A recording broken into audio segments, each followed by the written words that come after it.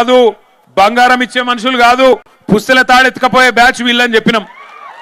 నమ్మలేదు, మమ్మల్ని నమ్మలే, వాళ్ళని నమ్మినరు. ఇవాళ ఏమైందో మీకు గనపడుతున్నది. పాలమూరు బిడ్డ అన్నాడు. ఏమై మరి పాలమూరు బిడ్డకు బంగారం దొరకలేదా? బంగారు దుకాణాలు కనబడతలేవా?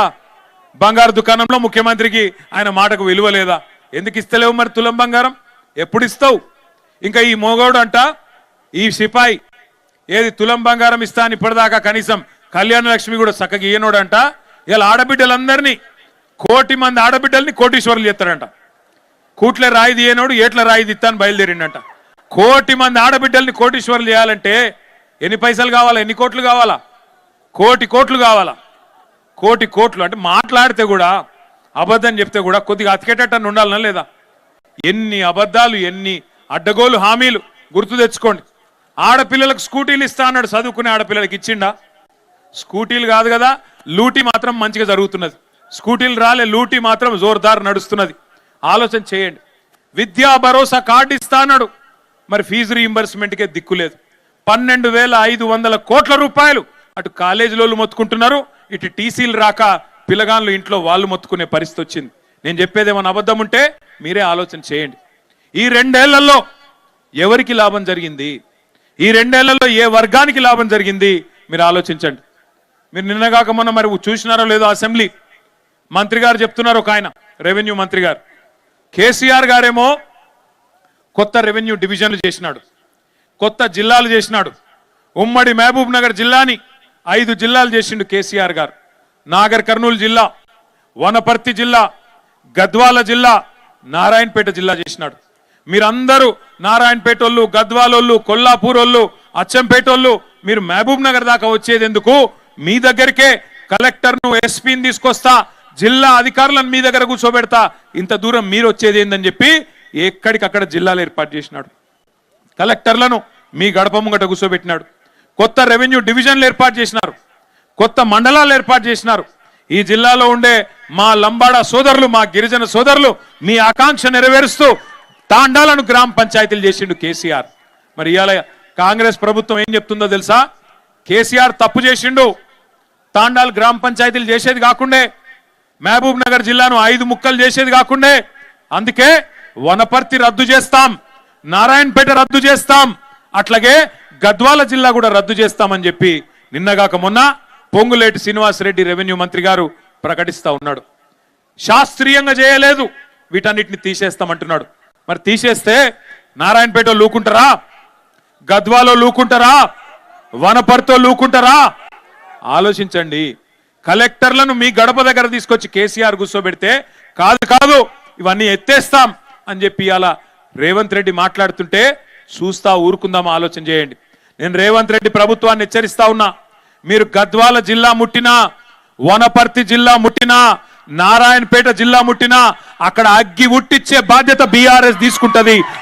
అక్కడే ఉద్యమాలకు కూడా శ్రీకారం చుడతామని చెప్పి కూడా హెచ్చరిస్తా ఉన్నా. పిచ్చి పొరపాట్లు చేయకండి. నీకు అధికారం ఇచ్చింది నీ అడ్డమైన అబద్ధపు హామీలను చూసి మోసపోయి ప్రజలు అవకాశం ఇచ్చినారు. నీకు చేతనైతే ఇచ్చిన హామీలు నెరవేర్చు. 420 హామీలు ఇచ్చినావు కదా, నెరవేర్చు. కేసీఆర్ గారి నాయకత్వంలో ఈ జిల్లాని సస్యశ్యామలం చేయాలని చెప్పి పాలమూరు రంగారెడ్డి ఎత్తిపోతల పథకాన్ని కేసీఆర్ గారు బ్రహ్మాండంగా కృష్ణా జలాల్లో మన జిల్లాకు, రంగారెడ్డి జిల్లాకు, కొంత భాగం నల్గొండ జిల్లాకు నీళ్లు ఇవ్వాలన్న ఉద్దేశంతో 14 లక్షల ఎకరాలకు నీళ్లు ఇవ్వాలని చెప్పి బ్రహ్మాండమైన పథకం పాలమూరు రంగారెడ్డి ఎత్తిపోతల పథకం. 30,000 కోట్లు ఖర్చు పెట్టినాం, 90% పనులు పూర్తి చేసినాం. రిజర్వాయర్లన్నీ పూర్తయినాయి. కావాలంటే మీరు కూడా చూడొచ్చు. నార్లాపూరు, ఏదుల, కరివెన, వట్టెం, అట్లాగే ఉద్దండాపూర్ రిజర్వాయర్ ఏనుగెళ్ళింది తోక జిక్కింది అన్నట్టు 90% పని పూర్తయి ఒక కాలువలు మాత్రమే పూర్తి చేసేది ఉన్నది. కేసీఆర్ గారు పంపులు కూడా పెట్టిండు. ఆ పంపులు కూడా, ఒక పంపు నార్లాపూర్లో స్వయంగా కేసీఆర్ గారే ముఖ్యమంత్రిగా 2023 సంవత్సరంలో వచ్చి ప్రారంభించిండు. నీళ్లను కూడా పాలమూరుకు చూపెట్టిండు. అట్లాగే అప్పటిదాకా పెండింగ్ ప్రాజెక్టులుగా కాంగ్రెస్ ప్రభుత్వం పట్టించుకోకుండా పడావు పెట్టిన ప్రాజెక్టులను, పండబెట్టిన ప్రాజెక్టులను రన్నింగ్ ప్రాజెక్టులుగా మార్చి కల్వకుర్తి గాని, భీమా గాని, నెట్టెంపాడు గాని ఇవన్నిటిని పూర్తి చేసి ఈ జిల్లాల్లో కేసీఆర్ గారి ప్రభుత్వంలో, ఒకనాడు కాంగ్రెస్ ఉన్నప్పుడు ఈ జిల్లా మైగ్రేషన్ కి మారు పేరు. కానీ కేసీఆర్ గారు వచ్చిన తర్వాత మైగ్రేషన్ కాదు, ఇరిగేషన్ కు మారు పేరుగా 8 లక్షల ఎకరాలకు నీళ్ళిచ్చిన నాయకుడు కేసీఆర్ గారు. అట్లాంటి కేసీఆర్ గారు పాలమూరు రంగారెడ్డిని కూడా పూర్తి చేసి 14 లక్షల ఎకరాలకు నీళ్ళు ఇవ్వాలని చెప్పి ప్రణాళికలు రూపొందించి 90% పూర్తి చేసి 30,000 కోట్ల రూపాయలు ఖర్చు పెడితే ఈ సన్నాసి ముఖ్యమంత్రి 10% పని కూడా చేయలేకపోతా ఉన్నాడు. ఎందుకు? ఏం బాధ నీకు? పాలమూరు బిడ్డనంటావు, ఎందుకు పాలమూరుకు నీళ్ళు ఇవ్వమంటే ఆయన బయటికి చెప్పాడు. కానీ ఒకటే ఒకటి ఆయన మనసులో ఉన్నది, తొందరగా పాలమూరు రంగారెడ్డి ఎత్తిపోతల పథకాన్ని పూర్తి చేస్తే కేసీఆర్ కు పేరు వస్తుంది, ప్రజలు కేసీఆర్ ను గుర్తు చేసుకుంటారు. అట్లే పాత బాసు ఉన్నాడు కదా ఆయనకు, పాత బాసు ఎవరు? పాత బాసు. ఆయన కోపం వస్తుంది.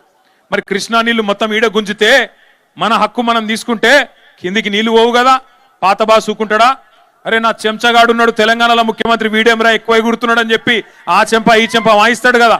ఎందుకంటే ఈయన రహస్యాలన్నీ ఆయన కాడున్నాయి, ఈయన చేసిన లంగ పనులన్నీ ఆయనకు తెలుసు. చెంచగాడు చెంచగాని లెక్క ఉండాలి కానీ ఎక్కువ ఎగురు తూకుంటాడా? ఊకోడు పాత బాసు. అందుకే పాత బాసు కోపం రావద్దు, కేసీఆర్ కు పేరు రావద్దని చెప్పి ఇలా పాలమూరు రైతన్నలను ఎండబెడుతున్నాడు ఈ ముఖ్యమంత్రి రేవంత్ రెడ్డి. ఆలోచన చేయండి దయచేసి, ఈ 2 ఏళ్లలో ఒక్కటన్నా మంచి పని చేసిండా పాలమూరు రైతన్నల కోసం రేవంత్ రెడ్డి? ఆలోచన చేయండి. రైతులకు రైతు భరోసా ఇయ్యాడు, కౌలు రైతులకు రైతు భరోసా ఇయ్యాడు, రైతు కూలీలకు నెలకు 1000 రూపాయలు ఇస్తా అన్నాడు, అది ఇయ్యాడు. ఆఖరికి రైతులకు యూరియా బస్తాలు కూడా దొరుకుతలేవు. ఇలా యూరియా బస్తా ఇయ్యనోడంట మొత్తం పాలమూరును సస్యశ్యామలం చేస్తా అని మళ్ళా డైలాగులు కొట్టడానికి 17 తారీఖు ఇడికి వస్తున్నాడంట. గుర్తుపెట్టుకోండి, ఎవరైనా ఒకసారి మోసపోవాలి, ఇన్నిసార్లు మోసపోతే మరి వాళ్ళ తప్పు కాదు మన తప్పు అవుతుంది. ఆయన నాకు ఒకటి మాత్రం అనిపిస్తుంది, రేవంత్ రెడ్డి గారు చాలా నిజాయితీ గల మోసగాడు. ఆయన చెప్పి మోసం చేసిండు. ఆయన ఏమన్నాడు? ప్రజలు మోసగాళ్ళనే నమ్ముతారు, ప్రజలు మోసగాళ్ళనే నమ్ముతారు, అందుకే మేము మోసం చేస్తామని చెప్పి నిజాయితీగా చెప్పిండు. ఆయన తప్పు కాదు, ఆయన చాలా నిజాయితీగా చెప్పినాడు. ఇప్పుడు కూడా చెప్తున్నాడు ఆయన. ఏం చెప్తున్నాడు మీకు? మళ్ళొక్కసారి మోసం చేయనికే పాలమూరు నా నాయకత్వంలోనేమో చేస్తా అని చెప్తున్నాడు. నేను అడుగుతున్నా రేవంత్ రెడ్డి, 17 తారీఖు వస్తున్నావు కదా మహబూబ్ నగర్ పట్టణానికి, ఒక్క మాట స్పష్టంగా చెప్పు. నీ